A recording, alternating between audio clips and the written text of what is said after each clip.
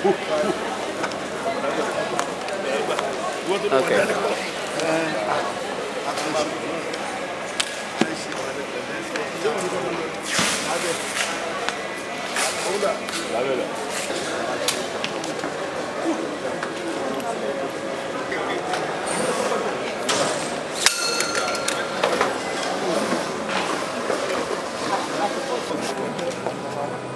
ṣé bẹ́ẹ̀ la ń lọ ṣé wàá lọ bẹ́ẹ̀. Story yóò bẹ̀rẹ̀ àkàrà àwọn òṣèré ọmọ Nàìjíríà.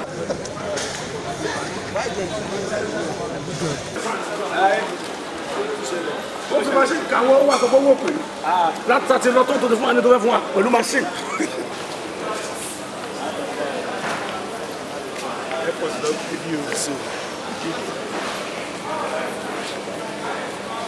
àní mo ti rẹ́ kó máa sọ pé 5,000 àbí 10,000. wà á tẹ adúláṣí fún ọ̀rọ̀ ẹ̀ Ghana ẹ̀.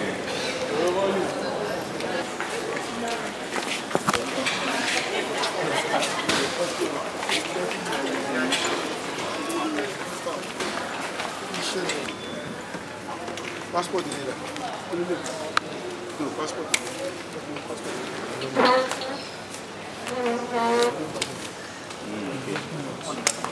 Sir, ilé lè sọ. Ẹni yẹn. Sọ HDC mi náà. Ṣé báyìí? Kò sí wàhálà báyìí. As the chairman. As the chairman. Let's check it out.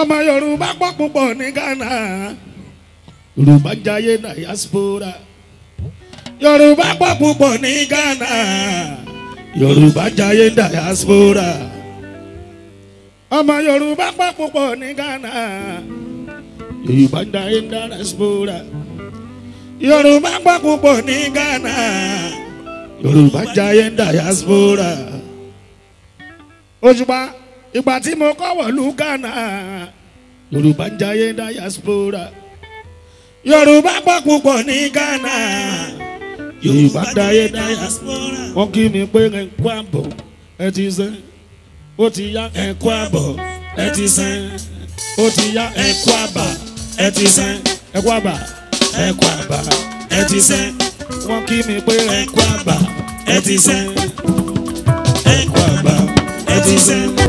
Kí mi pé ẹ kú àbá ẹ ti sẹ́ ẹ kú àbá ẹ ti sẹ́.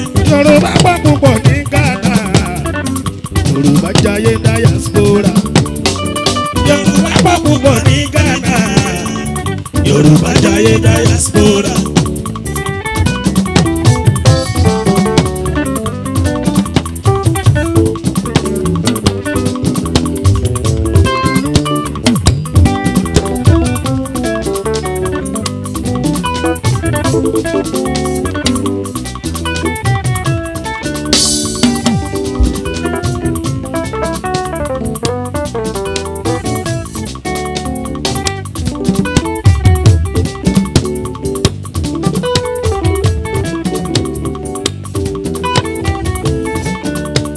Ọmọ Yorùbá pọ̀ púpọ̀ ní Ghana Yorùbá jayé diaspora Yorùbá pọ̀ púpọ̀ ní Ghana Yorùbá jayé diaspora.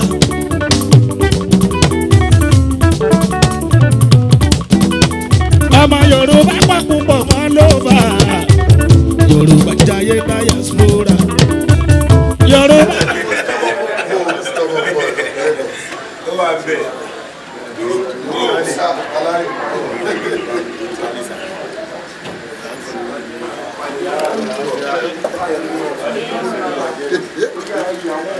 Ọ̀rẹ́ ní ìpàdé ẹ̀lú.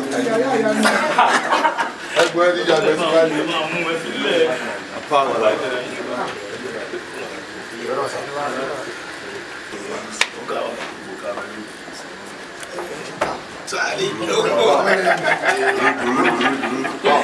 Ghana làwà Ghana.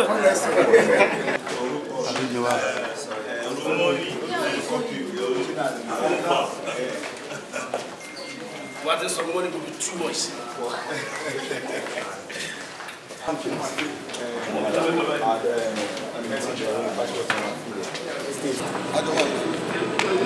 Mo ti gbà tán lẹ́yìn wọ́n ti gba nǹkan tó fẹ́ ṣe fáwọn mi ṣe nǹkan tó ṣẹlẹ̀ bẹ́ẹ̀.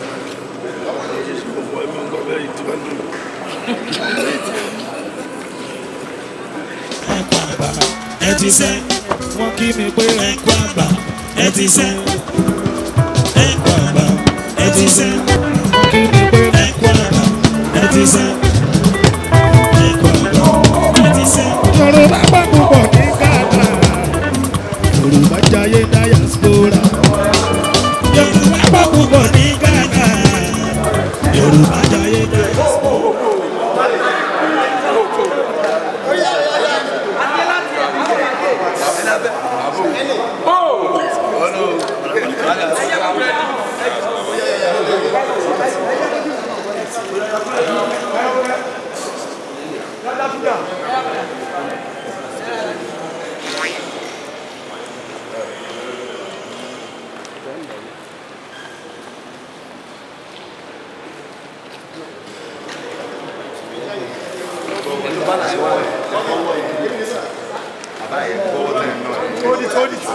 ẹ̀yin tẹ́ mú ká bánà ẹ̀ mú dáadáa ó ti bẹ́ẹ̀lì o bánà ẹ̀ ti bẹ́ẹ̀lì.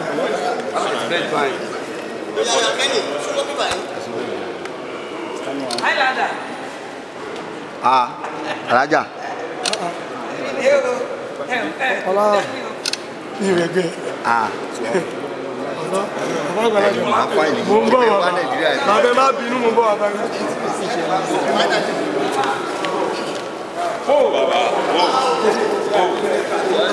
lọ sí pé báwo ló ṣe tọ́ mi ní àwọn àdẹ́pọ̀ tí a sì pọ̀ láti ẹ̀pọ̀ láti wá láti gbé látàdé lọ́dà rẹ̀.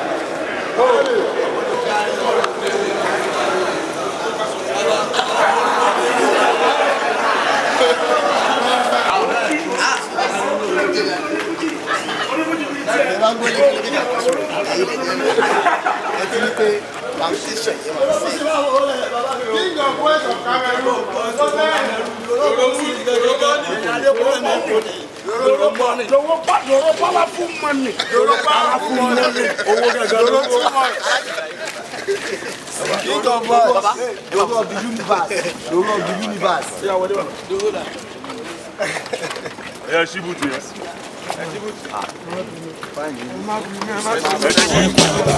Ẹ ti sẹ́ wọ́n kí mi pé ẹ kú àgbà ẹ ti sẹ́ ẹ kú àgbà ẹ ti sẹ́ wọ́n kí mi pé ẹ kú àgbà ẹ ti sẹ́ ẹ kú àgbà ẹ ti sẹ́.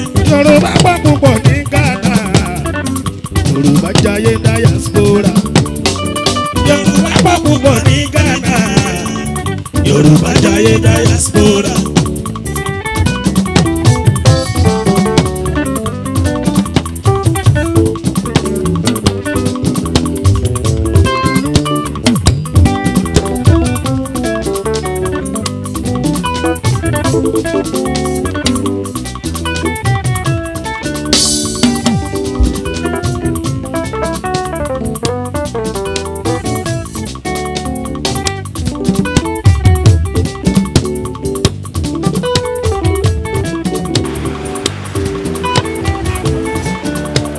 Ọmọ Yorùbá gbọ́ púpọ̀ ní Ghana Yorùbá jayé diaspora Yorùbá gbọ́ púpọ̀ ní Ghana Yorùbá jayé diaspora.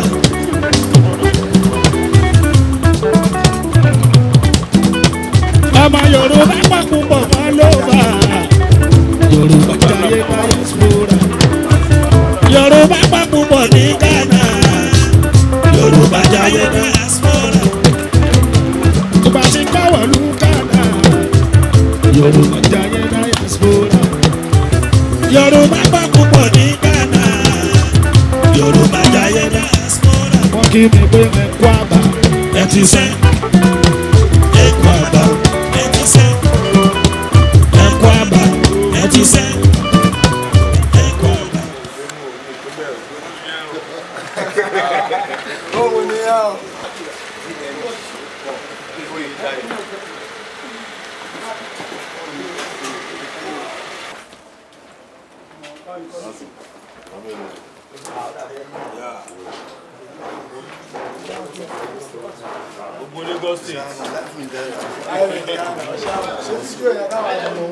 Papa.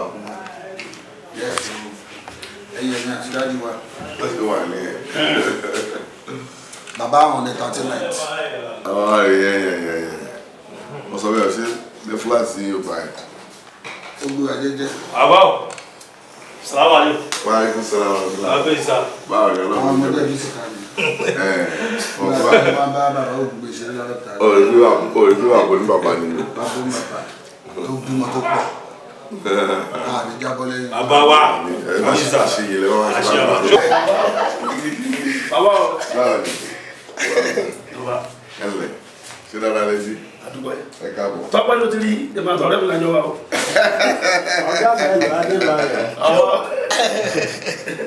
Ṣé o ti rí ọ̀rẹ́ bàbá ẹ̀? Tó bá gbọ́ sí ọmọ éèjì mi ni. Ọmọ éèjì mi ni. Ẹ kú rè. Ẹ kí ni ní ọ̀? Mo ti ṣiṣẹ́ látọ̀run.